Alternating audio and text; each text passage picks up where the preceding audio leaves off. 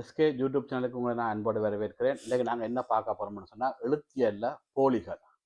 எழுத்தியல்ல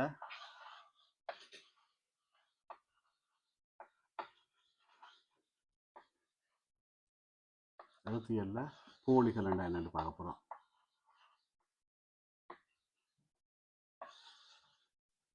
போலிகள் என்னென்னு சொன்னால் ஒரு சொல்லில் வர வேண்டிய ஒரு எழுத்துக்கு பதிலாக வேறொரு எழுத்து வந்தும் அதோட பொருள் மாறாமல் இருக்கணும். அதாவது ஒரு வர வேண்டிய ஒரு எழுத்துக்கு பதிலாக வேறொரு எழுத்து வருது, ஆனால் பொருளில் எந்த மாற்றமும் இல்லை. அப்படியான சொற்களை நாங்கள் போலிகள் என்று சொல்லுவோம். அப்போ ஒரு சொல் சொல்லேக்க அந்த சொல்லில் ஒரு எழுத்து பிழையாக வருது, ஆனால் அதோட பொருள் மாற்றம் இல்லை. அப்படியானதை நாங்கள் போலிகள் என்று சொல்லுவோம். அந்த போலிகள் 3 வகைப்படும். ஒன்று முதற்போலி,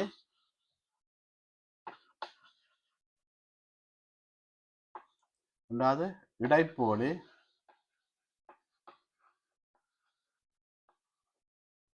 மூன்றாவது கடைப்போலி.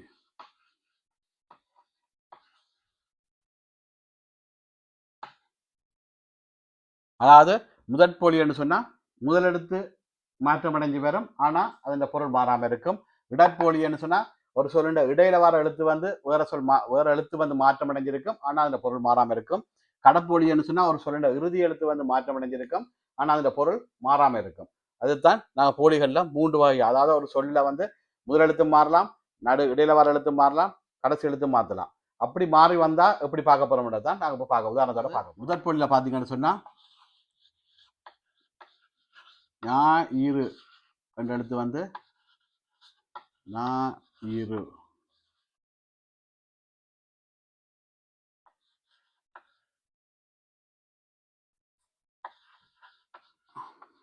மையல் என்ற எழுத்து மயல். அதாவது இந்த முதல் எழுத்து ஞான எழுத்தும் மையல் என்ற எழுத்தும் எங்களோட பேச்சு வழக்கில் ஞாயிறு மயல் என்று சொல்லுவோம். ஆனால் அது மையலைத்தான் மயல் என்று சொல்றது. ஞாயிறத்தான் ஞாயிறு சொல்லாம ஞாயிறு என்று சொல்லுவோம். அது எங்களோட பேச்சு வழக்கில் இருக்கு. அது சூரியனைத்தான் சொல்லினோம். ஞாயிறுன்னு சொன்னா ஞாயிறுன்னு சொன்னா சூரியனை தான் சொல்லினோம். அதுல பொருள் மாறையில அந்த சொல் இந்த சொற்கள்ல எழுத்து மாறி இருக்கு. அந்த எழுத்து முதலாவது எழுத்து மாறிக்கிறபடியா, அதான் முதலாவது எழுத்து மாறிக்கிறபடியா இதை நாங்கள் முதற்போலி என்று சொல்றோம். அடுத்தது இடப்போலி என்றா பாருங்க. குயவன் குசவன் என்று சொல்லுவோம்.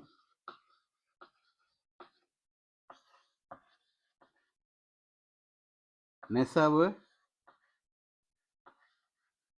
நெயவு. என்ன நடந்திருக்கான்னு சொன்னா இந்த குயவன்ல இருக்கிற குசவன் என்ற எழுத்தும் நெசவுல இருக்கிற நெய்யாவு என்ற எழுத்தும் மாறி வந்திருக்கு. ஆனா குயவன் குசவன் ரெண்டும் ஒரே ஆளை தான் சொல்லினாம். அதாவது மட்பாண்ட வேலை செய்கிற ஆக்களை தான் குசவன் என்று சொல்லினோம். அதைத்தான் குயவனை தான் குசவன் என்று சொல்லினோம். அப்போ பொருள் மாறுபடலை. அதாவது சொல்ற ஆக்கள் ஒரே ஆக்களை தான் சொல்லினோம். அந்த எழுத்து தான் மாறுபட்டிருக்கு. நெசவு என்ற புடவை தொழில் நூலை புடவை ஆக்குறதா நெசவு தொழில் செய்யறது. அந்த நெசவை தான் நெய்யாவுன்னு சொல்லினோம். ரெண்டும் பேச்சு வழக்கில், அதாவது ரெண்டும் பொருள் மாறல. சொல்ற ஒரே விஷயத்த தான் சொல்லினோம். ஆனா எழுத்துக்கள்லாம் மாறி இருக்கு. அந்த எழுத்து நடுவில் வாரபடியா இது நடுவில் வாரபடியா இடைப்போலி என்று சொல்றோம். அடுத்து கடப்போலி என்று சொன்னா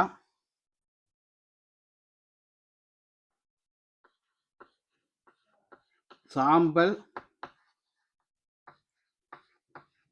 என்று சொல்றது. குடர் என்று சொல்றது. அதாவது குடலைத்தான் குடலன்னு சொல்லிட்டோம், சாம்பலைத்தான் சாம்பரன்னு சொல்லினோம். ரெண்டு பொருளும் ஒன்றுதான், ஆனா வார எழுத்து வித்தியாசப்படுது. அதாவது இல் வர வேண்டிய இடத்துக்கு இரு வருது. அப்படி மாறி வர்றபடியா இது ஒரு போலி. அது இறுதி எழுத்து மாறி வர்றபடியா இதை கடைப்போலின்னு சொல்லுவோம். அப்ப உங்களுக்கு போலி எழுத்துக்கள் இனங்காண சொல்லி வந்தா பெருசா கஷ்டம் இல்லை. நீங்க பார்க்கணும் அதுண்ட எழுத்து எந்த எழுத்து மாறி வந்திருக்குன்னு சொல்லி. அதாவது பொருள் மாறாமல் எழுத்து மட்டும் பிழையா வந்திருக்கு. அதை முதல்ல நாங்கள் கண்டோம்னா அதை நாங்கள் போலி எழுத்துன்னு சொல்லுவோம், போலி சொல்லுன்னு சொல்லுவோம்.